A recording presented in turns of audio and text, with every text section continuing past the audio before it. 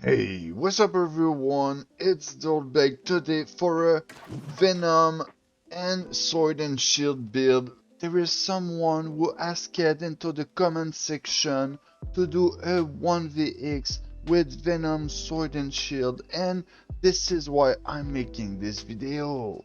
I got like a 1v3, 1v2 and a 2vx. Venom is a spear that inflicts some poison when you heavy attack people, and it worked on both weapon. So you're gonna see me most of the time applying the poison by doing a heavy attack with the sword and shield, and you don't need to hold the heavy attack for fully. Like, you can do really quick heavy attack and it's gonna apply the poison. It's pretty good.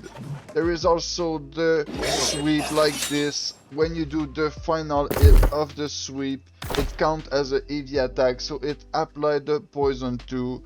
It's kinda good. I would say that it's not the most overpowered build, but it worked. I tried Sword and Shield without artifact, and it was feeling stronger, not because the Venom is bad, it's just the ability that you have to use when you play Venom are less overpowered than if you do like Perforate, Sweep, and Cyclone. You see what I mean? Perforate is like so good, but with the Volt Kick, I can set up my sweep and it's easier, and during a Volt Kick, the character move a lot.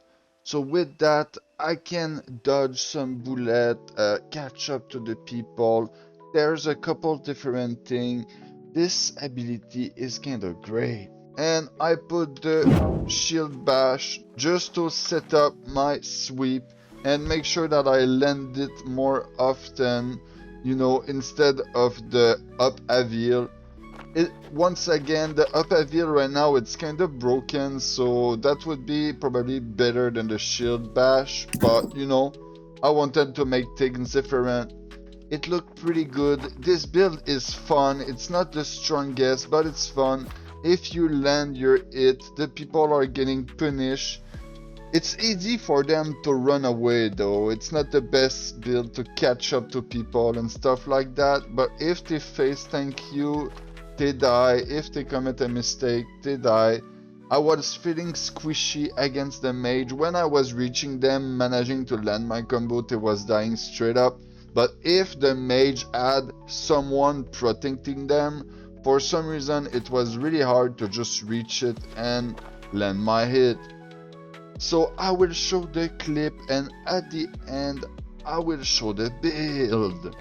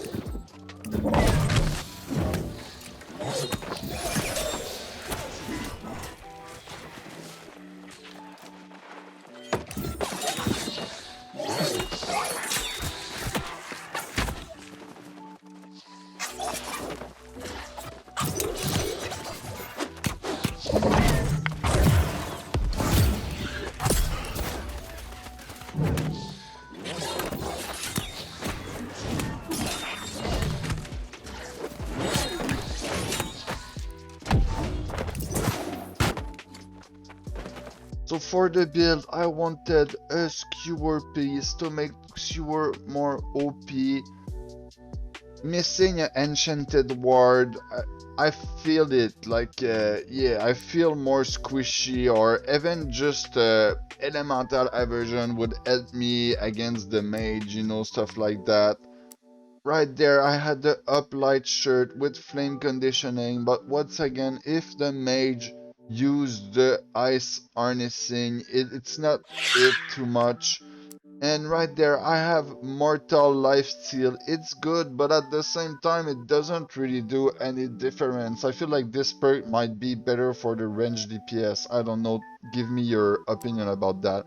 Maybe it's better if you use a blood drinker build. Maybe I should go for that. I had one piece right there, Elia version, instead of Enchanted Ward. Enchanted Ward could be good, but this is what I had on this account. To make it work, you know, I needed a light chest piece, and my min-max is wrong. As you can see, I got a light chest piece, and I don't have medium piece, so I'm really squishy. Like, I'm more squishy, at least 5 to 10% more squishier than I'm supposed to be. I use the Tumbler Feet Trap because it's probably the best artifact in the game. There's a couple other that you could use, but this one, you just can put it as a no-brainer. You don't have to think too much. You can play a couple different builds with it, and it's nice. What would be great instead of the Tumbler is maybe go with the featherweight, and since with the featherweight you're gonna be able to put 2 AVPs and have more armor. There is some AVPs from the worm, it's some AV boots, and you get some haste from it. It's like keen speed on the boost. That could be really nice to catch up. Fortified Shield Rush, very nice perk, and the Shield Rush does some nice thing like a AoE slow with some damage perk. The keen does nothing for me right there because I got it on my sword. This is my sword. The Sunnerig stack is great, but at the same time, I could have some better perk. Those 3 perk could be changed for some better perk. But you know, I just take what I have and I do great with it. I don't want to invest too much time and effort into my gear, you know. I put the Arboreal Attunement on my spear. Instead, you know, people say to put the bleeding sweep, but it's almost the same damage, but it takes like 7 seconds to land. The people say that the bleeding sweep, it passed through armor, like the bleed are not negated too much by the armor, so it's why that could be good, but at the same time you need to land the sweep. I better like the Arboreal Attunement, just, you know, to be able to land it. Maybe there could be some other option, but right now it felt pretty good. With 45 perforate, maybe that could be even easier to play with this build. But you know, with the sweep, you can't really move while hitting the people, and it's the same for the perforate. It's why I think for the 1vx, the Volt Kick, it's maybe more it for that. Then I have Slash Protection, Health, Alchemist Reprieve. I like this amulet a lot, and paired with the Endless Thirst, it make, you know, with the Alchemist Reprieve, my consumable hit really hard. And I got this ring right there that is a nice all-around ring that you can easily put on all your gear. So you see, since I have a lot of Magnify, it was pretty hard to do something else than that. Maybe if I was not with Magnify, I would go for the 10 there and the 10 there. You know, the damage on the stun or slow or rooted enemy could be great for hitting my sweep after my shield bash. That could hit even harder. And then I play with 200 con, but you can go higher, like, since you're gonna AV attack a lot, maybe you can like benefit from that. And it's even the light attack, but you know, when you charge a melee attack, the EV, you gain the grit longer, and you can benefit of the 7% right there. If you have a healer in your group, you're gonna be tanky and stuff. But you know, since I do 1vx, I need a lot of bursts. It's why I go low con. Maybe I could go 152, But right now, I wanted to do that like that, just because why not? So I've gone with the leadership build, and I gain haste when I do critical on the people. I have keen on my sword, so this ace come back a lot, and then I inflict some slow with the leaping strike and the shield rush, and you know, with the sword and shield you do 10% more damage on the slowed foe. So if you can manage to land some hit when they are slow, it's nice. So you know, the sword and shield give you health income, regeneration, stuff like that. So amazing. And then a bit of stamina out of this. This is the spear build that I use. I decided to go with exploited weakness because if you get some empower plus this, it's gonna go hard.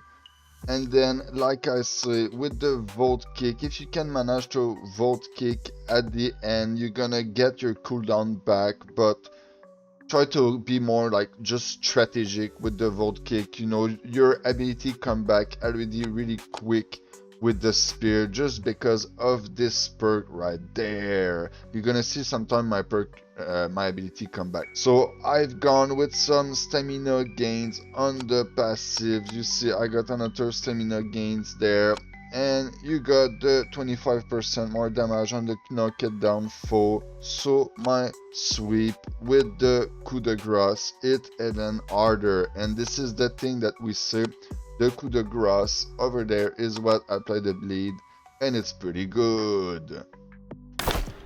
So I want to thank everyone who watched my content. I wish you a good day.